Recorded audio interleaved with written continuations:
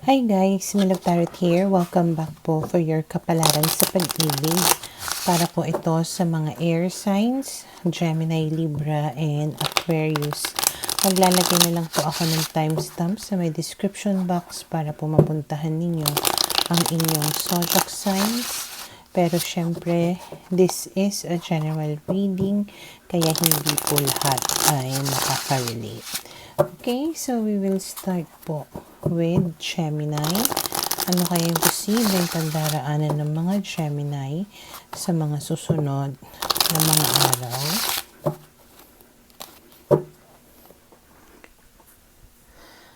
Okay, so we have here the High Priestess, the Five of Coins, the Page of Wands, and the Four of Cups. Okay, so sa mga susunod na mga araw, pwedeng makaramdam kayo ng kalungkutan or pwedeng parang nananahimik kayo so pwedeng sa katahimikan nyo mas nakakaramdam nga kayo ng loneliness. Okay? And habang nangyayari yon, there's a chance na merong mag-reach out sa'yo. It can be a fire sign, Aries, Leo, Sag, na maaaring namimiss ka niya. Okay? Pero hindi ko alam kung bakit may coldness ka towards this person. Okay? And then we have here the King of Swords, the Hangman, the Five of Cups, and the Nine of Coins. So, medyo disappointed ka dito sa tao na to. Kaya parang hindi mo siya kinikibo or hindi mo siya pinapansin.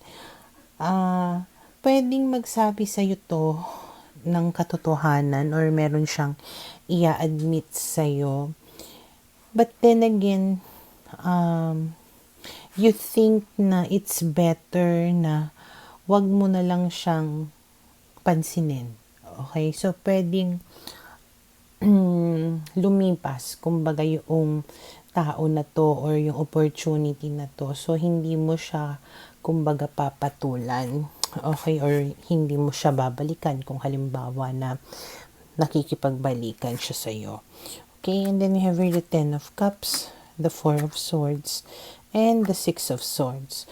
So, nakikita ko dito, may contentment ka na mararamdaman, may happiness. Parang, gusto mo muna sa ngayon na magpahinga.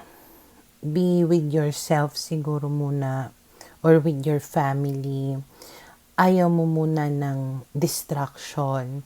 Parang you are getting away from whoever this person is na nagbigay sa'yo ng disappointment. Okay? And then we have here, Five of Swords, Seven of Swords. Kasi talagang nagsinungaling siya sa'yo. Naglihim siya sa'yo. Kaya parang nilalayuan mo siya. And then we have here the Knight of Cups. Pero nakikita ko dito yung patuloy niya na paghabol sa'yo. Kasi pwedeng meron pa rin naman siyang feelings para sa'yo. Kung halimbawang meron kayong family nito or mag-asawa kayo nito, na andun din naman yung kagustuhan pa na mabuo pa kayo. Pero siguro sa ngayon, nahihirapan ka lang na i-accept mo na siya or patawarin siya dahil sa ginawa niyang kalokohan. Kaya tipong gusto mo muna ng panahon siguro na makapag-isip-isip at makapagpahinga. Okay, but I do feel na there will come a time na kapag halimbawang maayos ka na or kapag patuloy siya, kumbaga na naghabol sa'yo para ayusin yung relationship ninyo, pwede siguro na magkabalikan at magkaayos pa nga kayo na dalawa. Okay, but for now, ito yung nakikita ko na posibleng mangyari sa mga Gemini.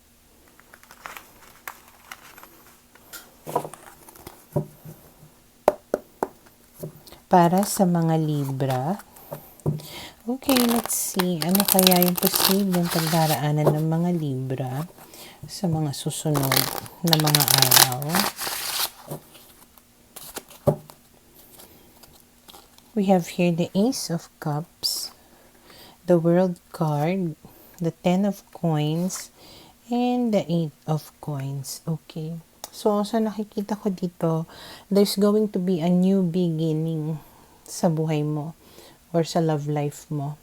This is, this can be a new person. Okay, a new journey, everything new, kumbaga, in your life.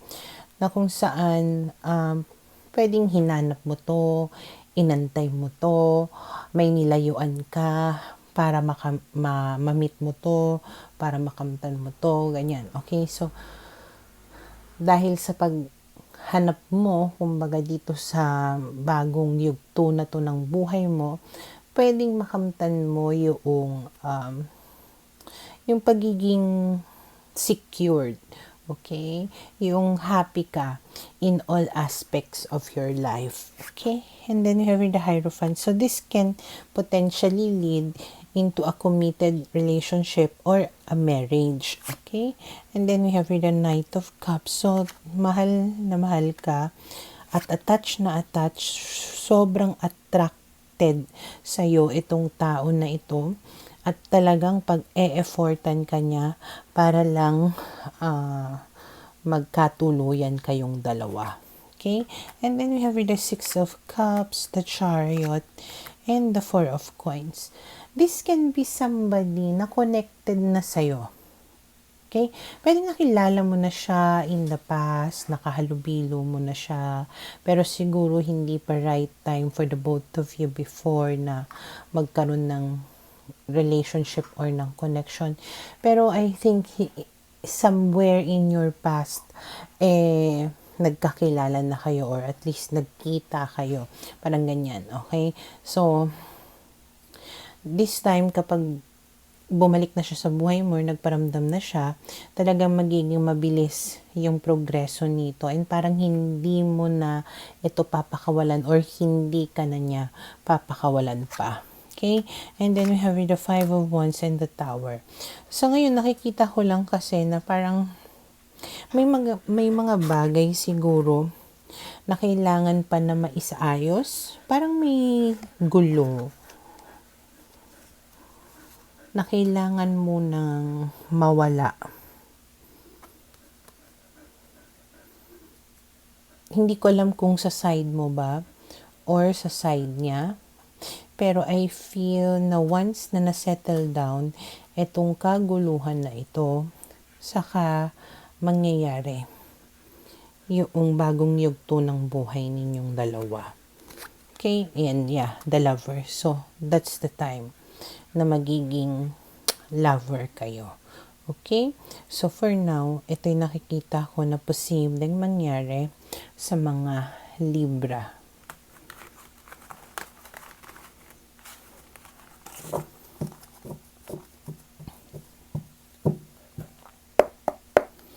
Para sa mga Aquarius, okay, let's see.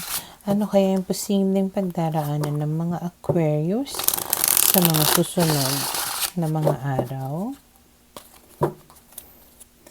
We have here the Four of Cups, the Four of Coins, the Five of Cups, and the Knight of Coins. So, base sa mga barahan na to, parang meron pa rin kayong mamimiss or namimiss sa mga susunod na mga araw na up to now, hindi nyo pa rin mapakawalan itong tao na to na sobrang iniiyakan nyo pa rin kasi umaasa kayo na bumalik pa rin siya sa inyo at mag-commit siya sa inyo. Okay, and then we have the Seven of Coins. So, patuloy ka dito na nag-aantay pero wala kang kasiguraduhan kung babalik nga ba itong tao na to sa'yo para mag-commit sa iyo. Okay?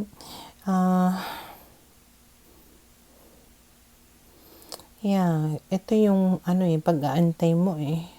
napaka-patient mo dito, napaka-tiyaga mo na mag-antay sa kanya even though hindi ka sure kung kung babalikan ka ba niya at siseryosohin ka. And then we have here the Empress, the Death card, and the Magician. Pero sobrang ano ka dito, you are willing to make changes. You are willing to do everything that you can. Gusto mo na ibigay lahat. Basta ganun, gawin ang lahat para lang mangyari yung gusto mong mangyari, para lamang balikan ka niya. Okay? And then we have here the Queen of Wands and the Page of Swords. Ang matindi niyan, ikaw yung sobrang passionate dito sa kanya, habang siya yung nonchalant lang or parang cold. Pwede nga rin na mas matanda ka kaysa sa kanya. Siya pwedeng hindi pa siya basta hindi pantay yung level of maturity ninyong dalawa, hindi pantay yung level of commitment ninyo sa isa't isa. Pwedeng ikaw yung mas nagtataguyod kumbaga sa relationship ninyo. Pwedeng ikaw pa nga yung gumagastos, ikaw yung gumagawa nga ng lahat para lang masustain yung relationship ninyo, habang siya wala lang. Okay? But I do think na magre-reach out din sa'yo yan tao na yan. Okay, makikipag-communicate din yan sa'yo, pero ayun nga lang, kahit na makipag-communicate siya sa'yo, yung parang casual lang yung dating, wala kang maramdaman na emotions, kasi nga hindi siya handa to commit to you. Maaaring meron lang siguro siyang nakukuha sa'yo, maaaring ginagamit ka lang nitong tao na to or what, basta meron siyang nakukuhang benefit from you. Okay? And then we have here the Star. Pero dahil nga sa magre-reach out siya ulit sa'yo, pwede nga asa ka, mapupuno ka na naman ng hope na, maybe, pwede pa na maayos kaming muli. Maybe mahal pa niya ako talaga kasi nga nag-reach out na naman siya. Pero kung tutuusin, meron lang na naman siyang kailangan sa iyo. Okay? So for now, ito yung nakikita ko na posibleng mangyari sa mga Aquarius.